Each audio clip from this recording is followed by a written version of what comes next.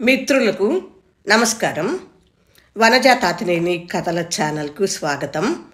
ఈరోజు నేను వినిపించబోతున్న కథ ఒక అనువాద కథ. ముందుగా ఇలాంటి కథను మీరు ఇంతకు ముందెన్నడూ కూడా విని ఉండరు. తప్పకుండా ఈ కథ పూర్తిగా వినండి. అలాగే నా ఛానల్ని సబ్స్క్రైబ్ చేయండి, లైక్ చేయండి, ఈ కథను కూడా షేర్ చేయండి. నేను ఎందుకంటే ఉపోద్ఘాతంలోనే మిమ్మల్ని ఇలా అడగవలసి వస్తుంది. తప్పకుండా సబ్స్క్రైబ్ చేయండి, నాకు మరింత ఉత్సాహాన్ని ఇవ్వండి. ఇప్పుడు కథలోకి వెళ్ళిపోదాము. డేగ కథ వినండి. రహీం ఒక పేద కుర్రవాడు, దిక్కుముక్కు లేనివాడు. నా అన్న వాళ్ళెవళ్ళు లేరు అతడికి. ఇది అని చెప్పదగ్గ ఒక పని అతడికి లేదు. ప్రకృతి ఒళ్ళోనే అతడి హృదయం పెద్ద పెద్ద భావాలతో పరిణితి పొందింది. రహీం కళ్ళు పగటివేళ అద్దాల్లా ఉంటాయి. సాయంకాలం అవి మాసిపోయినట్లు కాంతి లేకుండా అయిపోతాయి. రాత్రిళ్ళు చీకట్లో మూసుకుపోతాయి. తిరిగి అరుణోదయంతో పాటు ప్రకాశవంతంగా విడతాయి. ప్రభాతం వికసించిన గులాబీ కాంతిలో అతని కళ్ళు రెండు బంగారంలాగా తళతళా మెరుస్తాయి. శరత్కాలం బంగారపు ఎండ అతని పొడవాటి తల వెంట్రుకల మీద, తెల్లటి తాతా మొహం మీద పడ్డప్పుడు అతడి కళ్ళు అగ్నిజ్వాలల్లా మండుతాయి. శరత్తులు పంట చేల మధ్య మంచుపడి ఉండటం అతడు చూస్తాడు. వాటి మీద ఉషస్ తాలూకు గులాబీ రంగు వ్యాపించటం, దూరంగా ఆకాశం ఆరంభంలో నీలి నీలి అడవుల మీద పల్చటి పొగ మంచు సన్నని తెరగా చుట్టుకోవటము, ఒక బూడిద రంగు కుందేలు పంటచేల తరంగాలు కదిలించి ఇంద్రధనుసులుగా సృష్టిస్తూ పరిగెత్తుకుపోవటము, పిట్టల మధురగానం చేసి ఒకదాన్నొకటి మేల్కొలుపుతూ ఎగురుతూ పోవటము, చిన్న చిన్న కొమ్మలు పిట్టలెగిరిపోవటంతో బరువు తగ్గి మెల్లిమెల్లిగా ఊగడము, ఇవన్నీ అతడు చూసేవాడు. వరలో బంధింపబడ్డ చంద్రహారం కత్తిలాగా అతడి తీక్షణమైన చూపులో పెద్ద పెద్ద కోరికలేవో మెరుస్తూ ఉండేవి. జోళ్లు లేని అతడి అడుగుల్లో యువరాజు గారి అరబ్బీ గుర్రాల తేలిక నడక కనిపించేది.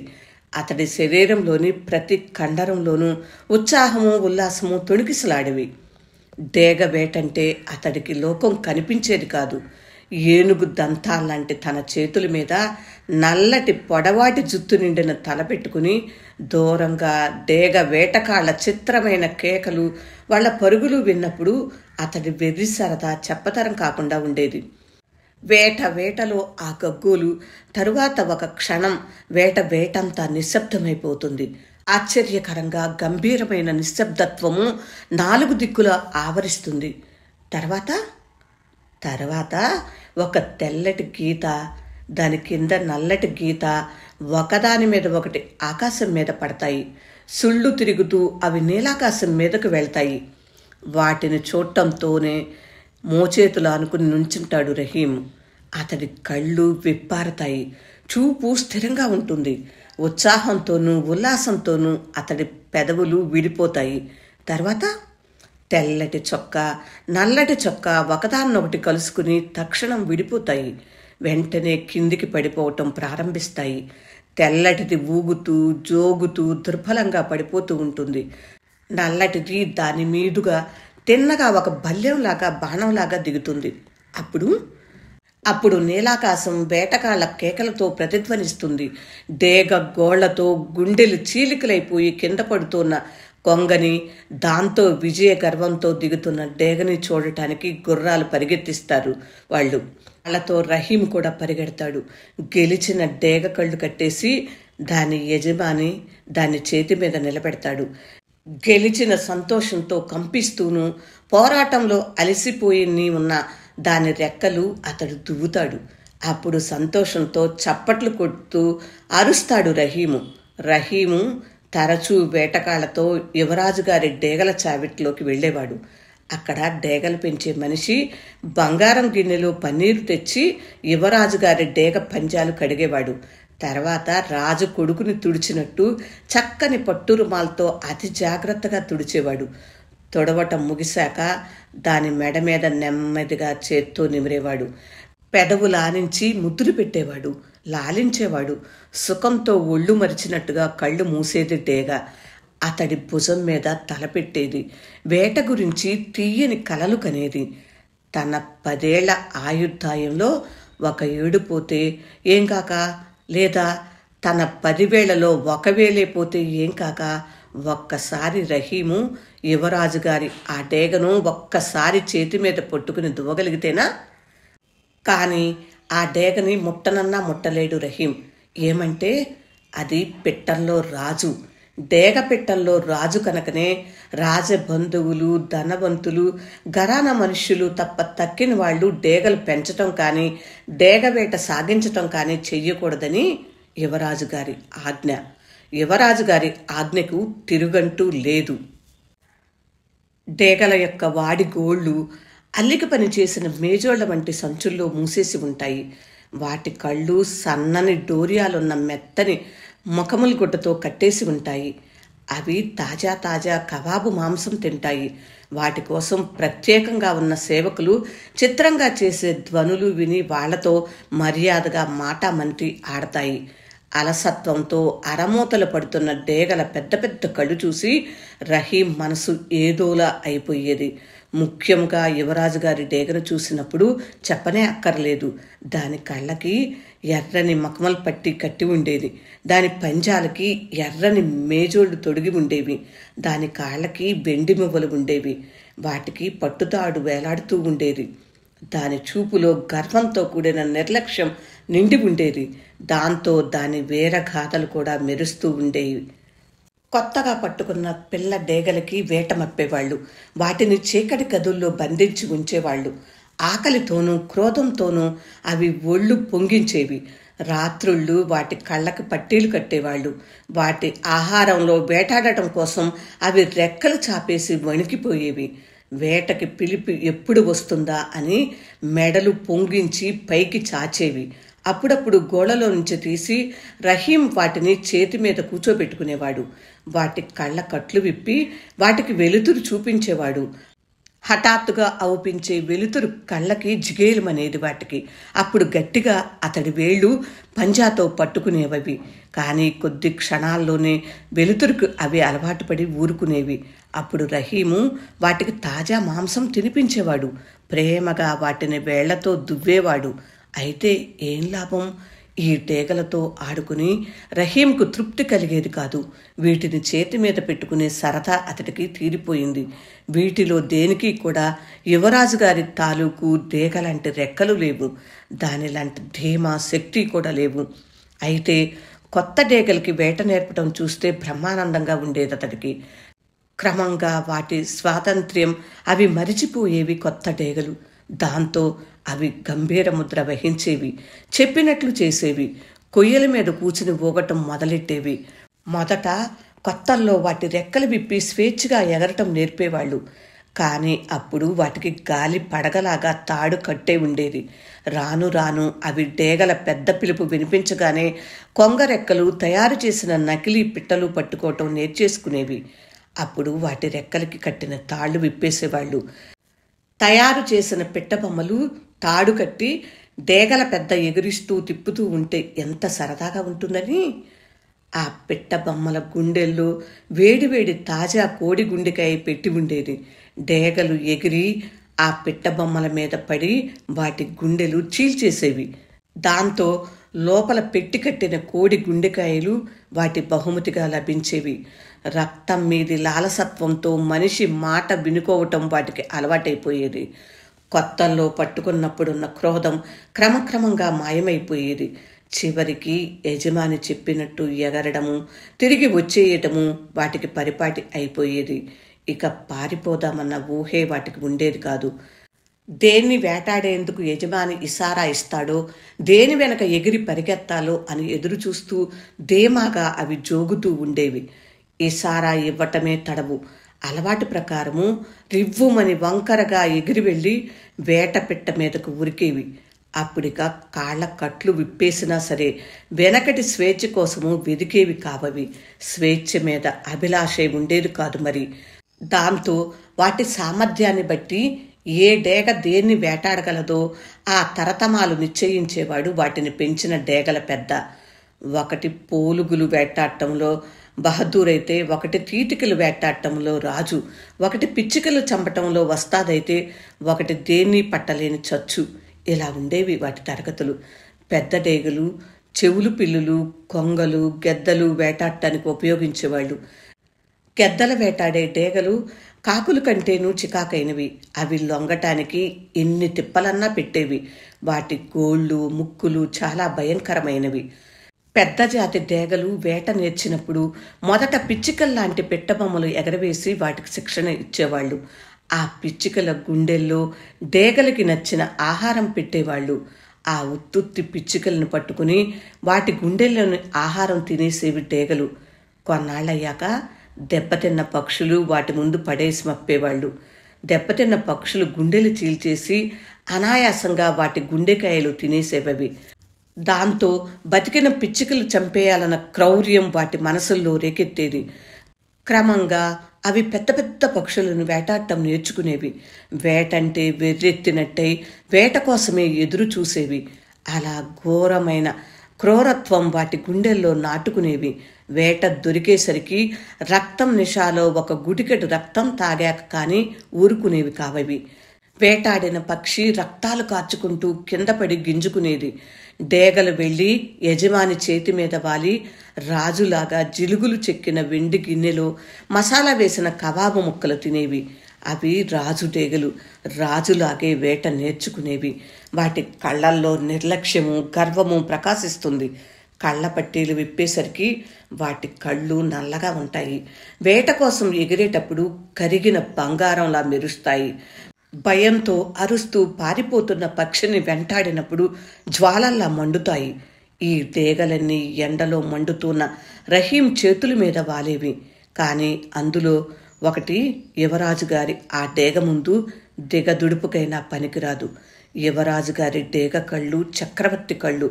ఆ చూపులో ఎంత ధీమ, ఎంత నిర్లక్ష్యం. ఈ సాధారణ డేగలతో సర్దా తీరిపోయింది రహీంకి.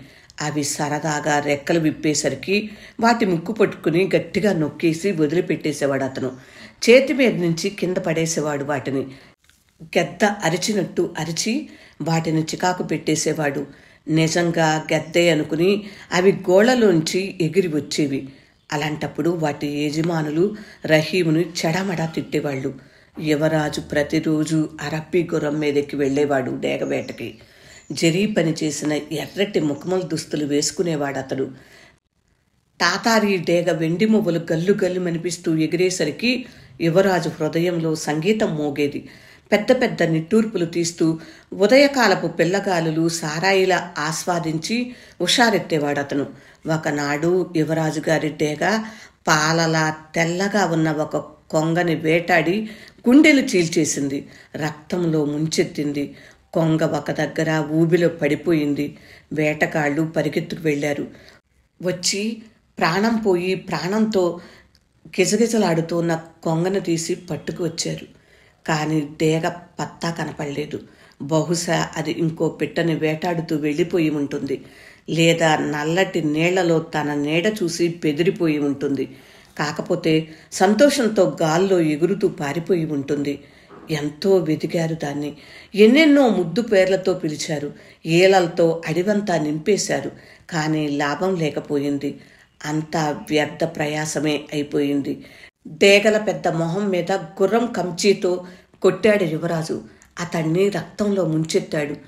గట్టు, పుట్ట, ఏరు, నీరు, అడవి, గిడవి అనకుండా అరబ్బీ గుర్రం పరిగెత్తించి తిన్నగా కోటలోకి వచ్చేశాడు యువరాజు. అతడి పెదవులు బిగుసుకునే ఉన్నాయి. కనుబొమలు ముడిపడే ఉన్నాయి. ఎక్కడా దొరకలేదు యువరాజు గారి డేగ. కానీ రహీంకు దొరికిందది. ఒక రేగు తుప్పలో పట్టుతాడుతో కట్టిన దాని వెండి మువ్వలు తగులుకున్నాయి. శత్రువుల ఆక్రమణ ఎదుర్కోవటానికి సిద్ధంగా ఉన్నది. గోళ్లతో డొంకలు పట్టుకుంది. రెక్కలు బార చాసేసింది. నోరు కొంచెం వెళ్ళబెట్టి మెడ చాచేసింది. దాని అవయవాలన్నీ నిరాశతో అవసమైపోయాయి. ఆకలితో ఉన్నది. మృత్యువు కోసం ఎదురు చూస్తుంది. పచ్చటి చెట్టు నిండా ఎర్రటి రేగుపళ్ళు వేలాడుతున్నాయి. చెట్టు మీద యువరాజు డేగ రత్నాలు చెక్కిన పచ్చటి పెద్ద బాలీసు మీద కూర్చుని చక్రవర్తి యుద్ధం ప్రకటిస్తున్నట్టుంది. చూసి చూడటంతోనే వెళ్ళి డేగను విడిపించాడు రహీం. ముళ్ళల్లో చిక్కున్న దాని కాళ్ల మొవ్వలు విడిపించడానికి చాచినప్పుడు సంతోషంతో అతడి చేతులు వణికాయి. యువరాజు గారి గుర్తు చెక్కిన వెండి మువ్వలు రహీం చేతిలో మోగాయి. వాటితో పాటికి అతడికి హృదయము ఆనందంతో ప్రతిధ్వనించింది. రహీం డేగను విడిపించేశాడు. అతడి చేతి మీద కూర్చుందది. గట్టిగా గోళ్లతో అతడి చెయ్యిని పట్టుకుంది. రహీం ఆనందంతో అరిచాడు. తప్పిపోయిన డేగ అతడు వెతికి పట్టుకున్నాడు.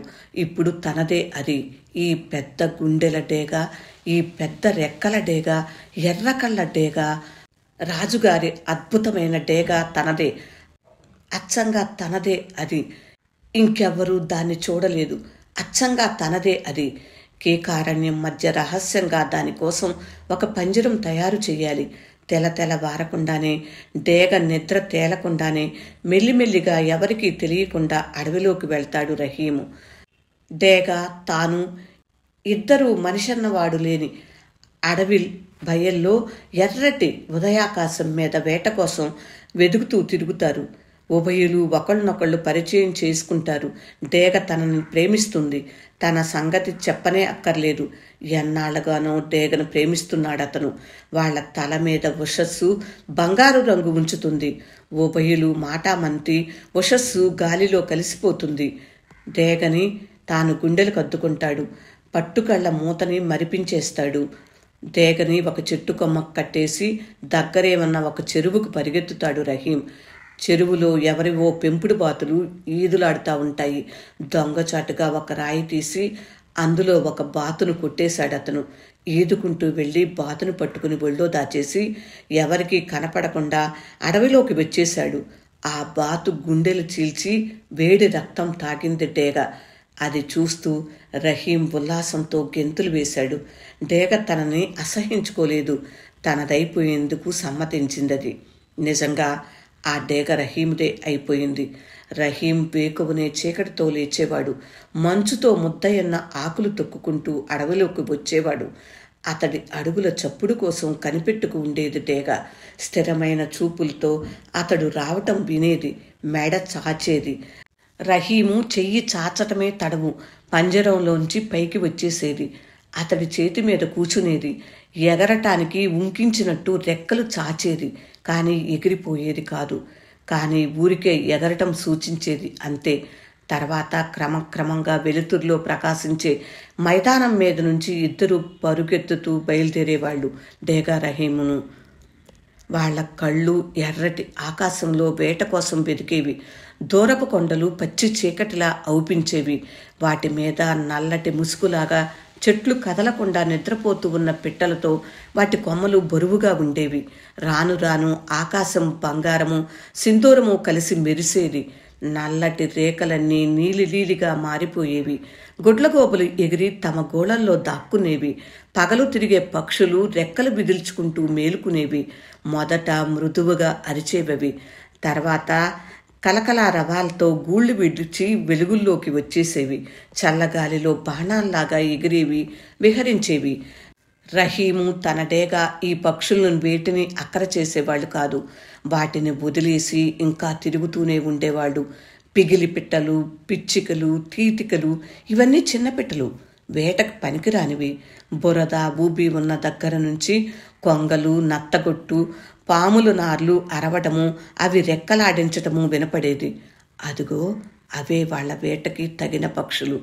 వాటి ఇషారా దొరకటంతోటే రాజు డేగన మీదకి విసిరేవాడు రహీము. ఉదయిస్తూ ఉన్న సూర్యుడి కిరణాల్లో డేగ రెక్కలు మెరిసేవి. రహీం వ్యగ్ర హృదయంతో ఒకే దృష్టితో చూసేవాడు. మంచు విడిపోయిన ఆకాశం మీద ముడుచుకుని ఎగిరిపోయేదది. పిట్టల కలకల శబ్దాలు పరిహసిస్తున్నట్టు మోగేవి దాని కాళ్ల వెండి మువ్వలు. డేగకి భయపడి కొంగలు పల్టీలు కొట్టేవి, నేళ్లలో పడిపోయేవి. మెడలు చాచేసి తమ తెల్లటి శరీరంపైకి చూపిస్తూ వీలు లేని స్థలాల్లో దాక్కుందుకి తెలివి తక్కువగా ప్రయత్నించేవి. డేగను తప్పించుకుందుకి రెక్కలు చాచుకుని వలయాకారంలో ఎగురుతూ మీదకు పారిపోయేవి. డేగ తమ దగ్గరికి రాకముందే బతికిపోదామని వెర్రిమొర్రి ప్రయత్నాలు చేసేవి. భయంతో వాటి గుండెలు ఎండిపోయాయి. ప్రభాత వాయువులో విలవిలలాడే గరికి పోచల్లా వాటి వాటి హృదయాలు వణవణా వణికిపోయేవి. కొంగల మందలో అన్నిటికంటే పెద్దది, బాగా బలిసింది, సరిగ్గా తన పైన ఎగురుతూ ఉండేది ఎంచుకునేది డేగ. ఎప్పుడూ తన శక్తి వ్యక్తపరచాలన్న అభిలాషతోనే ఉండేదది. అంచేత పెద్ద కొంగ మీదే తన చూపు నిలిపేది. ప్రశాంతమైన గాలిలో తిన్నగా తారాజువ్వలాగా మీదకి ఎగరటమంటే సరదా డేగకి. ఒక కిరణం పట్టుకుని వెళ్ళినట్టు నిటారుగా ఆకాశం మీదకి లేచిపోయేదది. మహావేగంతో అన్ని పక్షులని ఓడించేసి అన్నిటికంటే మీదకి వెళ్ళిపోయేది. అప్పుడది చిన్న పిచిక్ కంటేనూ చిన్నదిగా అవుపించేది. అక్కడి నుంచి రెక్కలు విప్పేసుకుని చర్రున బాణం కొట్టినట్టు కిందకి దిగేది. తిన్నగా కొంగ మీదకి, భయంతో మెడ వంకరగా పెట్టుకున్న కొంగ మీదకి వచ్చి పడేది. రెండూ ఒక రాతి ముక్కలా కిందకి పడిపోయేవి. డేగ రెక్క కానీ దాని చిన్న వెంట్రుక ముక్క కానీ వంకర కావటం కనపడేది కాదు. అప్పుడు రహీం చువ్వలా పరిగెత్తేవాడు. బురదలోంచి నీళ్లలో నుంచి ఈదుకుని అవసరమైతే అడవి తుప్పలు దాటుకుని పరిగెత్తుకు వెళ్ళేవాడు రహీము.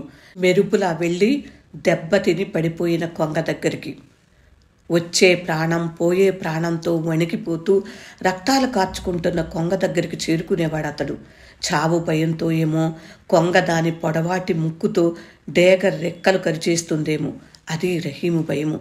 రహీం వెళ్ళేసరికి కొంగని చావు దెబ్బ కొట్టేసేది డేగ. పెద్ద పెద్ద గుడ్లతో యజమాని దిక్కు చూసేదది. తాను వేటాడిన దాని వేడి వేడి గుండెకాయ కోసము ఎదురు చూసేది. ఇదయ్యాక ఆ రోజంతా డేగ మరి ఎగిరేది కాదు. డేగని గాల్లో విసిరేసి దానికి హుషారిస్తూ ముందుకు పరిగెత్తేవాడు రహీము. 2-3 సార్లు రెక్కలు ఎగరవేసి రహీం దగ్గరికి వచ్చేసేది డేగ. ముసిముసి నవ్వులు నవ్వేవాడు రహీము. అతడి భుజం మీద వాలేది డేగ. అతడి మొహం దగ్గరగా మొహం పెట్టేది. చిన్నపిల్లల ఆటలా ఇలా ఎగరటం డేగకు నచ్చేది కాదు. రహీం కూడా ఊరుకునేవాడు. రహీం ప్రాణం పెట్టి ప్రేమించాడు ఆ డేగని. అంత హెచ్చుగా ఇంతవరకు దేన్ని ప్రేమించలేదతడు. ఆ డేగే అతడి ప్రాణం, అదే అతడి అభిలాష, అదే అతడి సర్వస్వమును. దాని రెక్కలెంత పెద్దవో, దాని చూపులో ఎంత విజయ గర్వమో. అయితే రహీం రహస్య ప్రేమలో ఒక బాధ ఎప్పుడూ బాధిస్తూ ఉండేది. ఎప్పుడో హఠాత్తుగా ప్రమాదం వచ్చిపడుతుందని సందేహంగానే ఉండేది. అదే అతడి ఆనందం కలతపరిచేది. బహుశా ఉన్నట్టుండి ఎప్పుడైనా డేగ తనని విడిచిపెట్టేసి ఎగిరిపోతుందో అని అప్పుడప్పుడు భయపడేవాడు అతడు. వెండి మొవ్వలు గల్లుమనిపించి అతన్ని వెక్కిరిస్తూ అది తన దృష్టికి అందకుండా మాయమైపోతుందేమో. డేగ లేకపోతే దాని బతికి ఉండిని చచ్చినట్టే. ఏదో మహాశక్తి డేగ రూపంలో ఇలా ఉందనిపించేది అప్పుడప్పుడు రహీంకి. అవును, ఆ శక్తి ఇలా భూమి మీద సూర్యకిరణాలు కదిలిస్తూ ఎగురుతుంది. తన భుజం మీద కూర్చుని కొత్త కొత్త ప్రఖ్యాతి సంపాదించుకోవాలని ప్రయత్నిస్తుంది. ఈ భావం కలగటంతోనే తన అల్పత్వం తనకి జ్ఞాపకం వచ్చేది రహీంకు. డేగ దిక్కు కళ్ళెత్తి చూడటానికి సాహసం కలిగేది కాదతడికి. ఇంకో విషయం కూడా బాధించేది రహీముని. తన ఆనందం కళ్ళతో చూసేది కాదు డేగ. తన చూపు కలిపి ప్రేమ మురిపించేది కాదది. ఒకనాడు రహీం అడవి బయల్లో వెల్లకిలా పడుకుని ఆకాశం చూస్తూ ఉన్నాడు. ఆకాశం గుండెల మీద నుంచి మేఘాలు మనిషి భాగ్యంలాగే ఈదుకుంటూ వెళ్ళిపోతున్నాయి. అప్పుడప్పుడు బరువుగా మందంగా నడుస్తూ ఉన్నాయవి. ఉండి ఉలుకు పలుకు లేకుండా తేలికగా పరిగెడుతూ పోతున్నాయి. కొన్ని అందంగా ఉన్నాయి, కొన్ని చిందరవందరగాను ఉన్నాయి. కనపడకుండా గాలి చేతులు మేఘాల వీపు మీద కొడుతూ పలానా చోటకని ఒక నిశ్చయం లేకుండా ఎక్కడికో రొప్పుకుపోతున్నాయి. చెట్లు చేములు వణవణ వణుకుతూ గాలి విషయము రహీం చెవుల్లో ఊదాయి. రహీము తన ప్రాణమైన డేగకి కథలు చెబుతున్నాడు. పాదుషా హారూన్ రషీద్ గారి గుప్త వైభవానికి చెందిన కథలవి. రషీద్ ఆ కాలంలో ఎలాంటి పాదుషానో జాఫర్ కూడా అలాంటి మంత్రి. రషీద్ తెల్లటి పెద్ద అరబ్బీ గుర్రం మీద గేలపు తీసేవాడు. అతడి భుజం మీద గొప్ప డేగ పెద్ద పెద్ద కళ్ళు పెట్టుకుని వేట కోసం ఉత్సాహంతో నిరీక్షిస్తూ ఉండేది. నల్ల మేఘాలు కనపడని గాలులు దెబ్బతింటున్నాయి. మనిషి అదృష్టంలాగా రహీం నెత్తి మీద ముసురుకుంటున్నాయి. అరబ్బీ కథల్లోని రాక్షస పట్టణంలో గుహల తోరణాల్లా ఉన్నాయవి. మేఘాల సందుల్లోంచి మీది సూర్యకిరణాలు బల్లెమ్మనల్లా తొంగి చూస్తున్నాయి. తల ఊపుతూ జోగుతూ ఉన్న డేగ పాడుకలకందో ఏమో చప్పున తుళ్ళిపడి లేచింది కోపంతో. దబదబా జోరుగా రెక్కలాడించింది, అరిచింది. కొంతమంది కుర్రాళ్ళు తిరుగుతూ అక్కడికి వచ్చారు. యువరాజుగారి తప్పిపోయిన డేగ రహీం చేతి మీద ఉండటం వాళ్ళు చూశారు. కొంచెం సేపట్లో యువరాజుగారి బంట్రోతులు వచ్చారు. రహీంను పట్టుకున్నారు. రహీంను డేగని యువరాజుగారి హుజూరికి తీసుకుపోయారు. రహీం చేతిలో నుంచి డేగ లాక్కున్నారు. అయినా ఎప్పటిలాగే ఉంది డేగ. నిర్విచారంగాను గంభీరంగాను ధేమా వదలని కళ్ళతో ఒక్కసారి కూడా రహీం దిక్కు చూడలేదది. అంచేత గుండెల్లో దెబ్బ తగిలినంత బాధ కలిగింది రహీంకి. బంట్రోతులు డేగని యువరాజు గారి దగ్గరికి తీసుకుపోయారు. డేగ దొరికిందని పిసరంతైనా సంతోషించలేదు యువరాజు. తప్పిపోయి దొరికిన తన ముద్దుల డేగతో ప్రేమగా ఒక్క మాటన్నా మాట్లాడలేదతడు. నీచుడొకడు ముట్టుకోవటంతో మైలపోయిందది. దాని రాజుగౌరవం పతితమైపోయింది. కులం చెడిపోయింది. యువరాజు గంభీరంగా ఒకసారి రహీం దిక్కు చూశాడు. రహీంను చూడటంతోనే రాజాజ్ఞ, వేటకు సంబంధించిన శాసనము అతడికి జ్ఞాపకం వచ్చాయి. దారుణమైన ఒక సంతోషం అతడి హృదయంలో తాండవమాడింది. క్రూరమైన ఉత్సాహంతో అతడి కనుబొమ్మలు ముడిపడ్డాయి, కళ్ళు ఎర్రపడ్డాయి. శాసనం కళ్ల ముందు మూర్తిమంతమై నుంచుంది. రాజుగారి డేగ దొంగిలించిన నేరానికి 12 వెండి ముద్రలు జరిమానా ఇవ్వాలి, లేదా ఆకలితో ఉన్న ఒక డేగ ముక్కుతో గుండె చీల్చి 6 తులాలు రక్తమివ్వాలి. రహీము నిరుపేద. యువరాజు బాగా ఎరుగునది. విశాలంగాను పుష్టిగాను పైన గొడ్డ లేకుండాను ఉన్న రహీం గుండెల దిక్కు తేరిపార చూశాడతడు.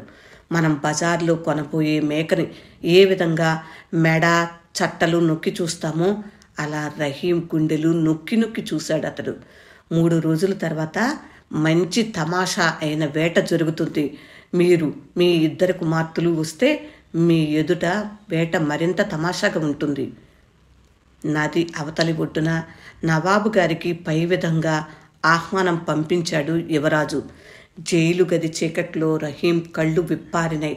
జైలు గది కంటేనూ చీకటి నల్లగా ఉన్న అతడి కళ్ళు నిశ్చలంగా ఉన్నాయి. పగటి వేళ గది బయటి ఎండ వెలుగుకి మాత్రం అద్దంలా రవ్వంత ప్రకాశించేవవి. 3 రోజులు గడిచాయి. యువరాజు వేటకు బయలుదేరాడు. అతడి వెనక డేగల పెద్ద, చేతి మీద కులం చెడ్డ డేగ బయలుదేరింది. 3 రోజులై ఆహారం లేదు దానికి. ఆకలితో ఘోరంగా ఉన్న దాని కళ్ళు పట్టీతో కట్టేసి ఉన్నాయి. వాడి గోళ్ళు సంచుల్లో బంధించి ఉన్నాయి. వాళ్ల వెనక ఒకే వరుసలో 6 గుర్రాలు వస్తున్నాయి. అగ్నిజ్వాలల్లా ఒకే రంగులో ఉన్నాయవి. వాటి మొహాలు నిగనిగా మెరుస్తున్నాయి. గుర్రాల మీద మెడల దాకా జరీ దుస్తులు వేసుకున్నాయి. బుటేదారు దుస్తులు వేసుకుని వాటి ముందు వాటి నయనులు నడుస్తున్నారు. 6 గుర్రాలు ఒక ఎర్రటి రక్తం రంగు బగ్గీ లాగుతూ నడుస్తున్నాయి. బంగారం లతలు చెక్కి ఎంతో గొప్పగా ఉంది బగ్గీ. బగ్గీలో నవాబు గారి కూతుళ్ళిద్దరూ కూర్చుని ఉన్నారు. వాళ్ల ఒంటి నిండా వజ్రాలు ముత్యాలు కూర్చిన బంగారం నగలు మెరిసిపోతూ ఉన్నాయి. బగ్గీ బండి వెనక మఖమల్ పరదాలు వేసిన 6 సవారీలు నడిచాయి. నవాబు కన్యల దాసీలు 6 వాటిలో కూర్చుని ఉన్నారు. వాళ్ల జుత్తుల్లో ఎర్రటి గోరింట పువ్వులున్నాయి. కళ్లల్లో నల్లటి సుర్మా ఉంది. సవారీలు వెనక పెద్ద ఏనుగు నడుస్తుంది. దాని మీద ఏనుగు దంతం అంబారీ ఉంది. అంబారీలో నవాబు కూర్చుని ఉన్నాడు. నవాబు తల మీద బంగారం గొడుగు ఉంది. 6 వేటగాళ్లు కొమ్ము బోరాలు ఊది కార్యక్రమం ఆరంభమైందని సూచించారు. వంకర బోరాల్లో నుంచి వచ్చిన ధ్వని ఒక చక్రంలా పైకి లేచి అడివంతా ప్రతిధ్వనించి లీనమైపోయింది. బయల్లోని ఎగుడు దిగుళ్ళు ఆ ధ్వనిలో నాట్యం చేసినట్టనిపించింది. ఉదయాకాశం మీద ఎర్రటి సారాయి రంగు మేఘాల మీద పడి సీతాకోక చిలకల రెక్కల్లా మెరుస్తుంది. అందరూ వచ్చేశారు. ఒక పొద దగ్గర ఒకరి పక్క ఒకరు నుంచున్నారు. వేట కట్టే ఉంది. గుర్రాల వీపుల మీద దుస్తులు గాలికి ఎగురుతున్నాయి. వాటి మీద వెలుగు నీడలు తలకిందులుగా న్యాయంగా పడుతున్నాయి. వాటి ఎర్ర రంగు తృప్తి లేని కోరికల మరింత గాఢంగా ఔపిస్తుంది. ఎక్కడ ఎండ తొంగి చూస్తుందో అక్కడ విజయోల్లాసం నాట్యం చేసినట్లుంది. నవాబు కూతుళ్ల నిండు చూపులు బగ్గీ పరదాల్లోంచి తొంగి చూస్తున్నాయి. వాళ్ల తెల్లని మెడలు దిగజారి భుజాల మీద నుంచి పల్చటి జరీ ముసుగులు కిందకి వేలాడుతున్నాయి. పరదాలో నుంచి ఒక తెల్లటి చెయ్యి కొంత భాగం పైకి కనపడుతుంది. దూరానికి అది ఒక కొంగలా ఉంది. బోరాధ్వనికి అది బెదిరి ఎగిరిపోతుందేమో అనుకున్నాడు ఆ చెయ్యి. నిజంగా కొంగే అని భ్రమపడి చూస్తున్న రహీము. విసిరిన రాళ్లలా వినిపించాయి బోరాలు. తరువాత అందరూ నిశ్శబ్దంగా ఉన్నారు. బోరాల ధ్వనికి తుళ్ళిపడ్డ చెయ్యి పరదా తొలగించేసింది. రహీం అటు చూశాడు. 2 పడుచులు బగ్గీలో కూర్చుని ఉన్నారు. వాళ్ల పెదవులు పొప్పర తీసిన బాదాం పలుకుల్లా ఉన్నాయి. కలలు కంటున్నట్టున్నాయి కళ్ళు. దూర దూర దృశ్యాలు చూస్తున్నట్టున్నాయి చూపులు. గోళ్లలో నిద్రపోతున్న పక్షుల్లాగా వాళ్ల ఒళ్ళో పడి ఉన్నాయి ఆ చేతులు. కళ్ళు మిరమెట్లు పెడుతున్నాయి వాళ్ల ముస్తాబులు. అపూర్వంగా ఉంది సౌందర్యం. స్వర్గం నుంచి దిగిన అప్సరసలా అనిపించింది రహీం కళ్ళకి. నవాబు కన్యల ఎదుట భయభక్తులతో నుంచున్న జనం ముందు విశాలంగా ఉన్న మైదానం మీద దూరంగా దృష్టి పరిగెత్తించాడు రహీము. ఆ మైదానం మీదే తాను పరిగెత్తి అలసిపోయేవాడు. అలా తనకి చిరపరిచితమైన మైదానం అది. తన కోసం ఎలాంటి శిక్ష ఎదురు చూస్తుందో రహీముకు తెలుసు. మొన్నటిదాకా తనదిగా ఉన్న యువరాజు గారి డేగను చూశాడతడు. కళ్ళకి పట్టి కట్టి గోల్డ్ సంచుల్లో బంధించి ఉన్నది. వెంటనే గ్రహించేశాడు రహీం. తనని శిక్షించవలసిన పని దాని మీదే పడింది. అతడి హృదయం సంతోషంతో పులకరించింది. తాను స్వయంగా ఆ డేగ యజమానిగా ఉండేవాడు రహీము. గాలిబాటలు వింటూ చెట్ల నృత్యాలు చూస్తూ పగలంతా డేగతో గడిపేసేవాడు అతడు. అదుగో ఆ రోజుల్లో వణికినట్లే అప్పుడూ వణికింది అతడి హృదయం. డేగ కళ్ళకట్టు విప్పేశారు. 3 రోజుల తర్వాత వెలుతురు చూసిందది. వెర్రెత్తినట్టు 4 దిక్కులు ఒకసారి చూసింది. ఎగరటానికి ఉంకించినట్లు రెక్కలు వడవడలాడించింది. డేగల పెద్ద తనని గాలిలోకి విసురుతాడేమో అని నిరీక్షించింది. దాని చూపులు వేట కోసం ఆకాశం మీదకి పరిగెత్తాయి. ఆ చూపులు బహు తీక్షణంగా ఉన్నాయి. ఆకలితో క్రూరంగా ఉన్నాయి. అగ్గి నిప్పుల్లాగా కనకనమని మండుతున్నాయి. ఆ చూపుల్లో వెనకడి స్మరణ లవలేశమూ లేదు. ప్రేమన్న ఊసే లేదు అందులో. తనదని దేనిని పోల్చుకోలేకుండానూ ఉన్నాయి ఆ చూపులు. రహీం రెప్ప వేయకుండా డేగను చూస్తున్నాడు. ఒక్కసారైనా తన కళ్ళతో డేగ కళ్ళు కలిస్తే తనని పోల్చుకుంటుందేమో అని అతడి ఆశ. కానీ తన దృష్టితో డేగ దృష్టి కలవనేలేదు. రహీం కళ్ళల్లో నీళ్లు తిరిగాయి. తన బతుకు చివరి అభిలాష, చివరి ఆనందము, చివరి స్వప్నము, సౌఖ్యము డేగ కళ్ళల్లో చూడాలని ఆశించాడు రహీము. కానీ అతడికి కనపడిందల్లా వేట జంతువును చంపాలన్న ఆకలి, క్రౌర్యమును మాత్రమే ఆ కళ్ళల్లో. యువరాజు పల్చటి పెదవుల మీది యావగింపు, ఎత్తి పొడుపు, పైశాచికమైన నవ్వు కంటే డేగ తాలూకు అనాదరణే రహీం హృదయం ముక్కలు ముక్కలు చేసేసింది. మొహం తిప్పేసుకున్నాడతడు. అతడి కళ్ళు మూతలు పడ్డాయి. ఇంతలో ఒక రాజోద్యోగి గట్టిగా అరిచాడు. రాజుగారి వేటకు విరుద్ధంగా నేరం చేసిన వాళ్ళు 12 తులాల వెండి లేదా గుండెల్లోంచి 6 తులాల రక్తం ఇచ్చి తీరాలి. ఇది రాజశాసనం. ఈ శాసనమే రాజుగారి వేట కాపాడుతూ ఉంది. రహీం కళ్ళు విప్పలేదు. రక్తం వాసన తగిలి డేగ పరిగెత్తాలి. దాని వాడి గోళ్లతో గుండెలు చీల్చేయాలి. ముల్కీ లాంటి ముక్కు లోపలికి గుచ్చేయాలి. అందుకని రహీం గుండె చాకుతో గీకారు. అయినా రహీం కళ్ళు విప్పలేదు. రక్తం కారుతున్న అతడి గుండెల మీదకి నిజంగానే పరిగెత్తింది డేగ. గోళ్లతో రక్కింది, ముక్కుతో పొడిచింది. అప్పుడు రహీం కళ్ళు విప్పలేదు. ఒక్క మాటన్నా అతడి నోట రాలేదు. ఒక్కసారి మాత్రం రహీం శరీరం యావత్తూ వణికింది. ఆ వణుకుతో డేగ మరింత పెట్టరేగిపోయింది. దాని కళ్ళలోంచి నిప్పులు రాలాయి. 2 రెక్కలు చాపేసిందది. ఆ రెక్కలతో రహీమును చంపేయటానికి సిద్ధపడిందది. ఉత్సాహంతో నవాబు కన్యల శిరసులు మరింత ముందుకు వంగాయి. కలల మత్తుతో ఉన్నాయి వాళ్ల కళ్ళు. ఆ కళ్ళల్లో కుతూహలం మంటలా మెరిసింది. ఒళ్ళో వాళ్ల చేతులు ఎప్పటిలాగే పడి ఉన్నాయి. నిర్లక్ష్యంగా ఎలా దిగజారి ఉన్నాయో అలాగే దిగజారి ఉన్నాయి ముసుగులు. రక్తం వాసన గుర్రాలకి తగిలింది. ముక్కులతో బుసలు కొట్టాయి అవి. కాళ్లతో నేలను తవ్వటం మొదలుపెట్టాయి అశాంతిగా. గుర్రాల వీపుల మీద వేసిన ఎర్రటి జీనుల ముత్యాల జాలర్లు ఊగుతూ గలగలమన్నాయి. రహీం కేకలు వేసి ఏడిస్తే అది వినపడకుండా చేయటం కోసం బోరాల మూతులకి తగిలించుకుని సిద్ధంగా ఉన్నారు బంట్రోత్తులు. కాని బోరాల అవసరమే లేకపోయింది. రహీం కిక్కురు మనలేదు. కదలకుండా అలాగే నేల మీద వెల్లికిలా పడి ఉన్నాడు. మొదటి దెబ్బ రహీమును భరించలేనంతగా బాధపెట్టింది. గుండెకాయ ఒక్కసారి బయటికి వచ్చేసిందనిపించింది అతడికి. ఉత్తర క్షణంలో బాధ తీవ్రత్వం మితిమీరిపోయి ఏదో చిత్రమైన సౌఖ్యములా అనిపించింది. చీలికలైన తన గుండెల్లో నుంచి వేడి రక్తం పైకి ప్రవహించటం అతడికి అర్థమయ్యింది.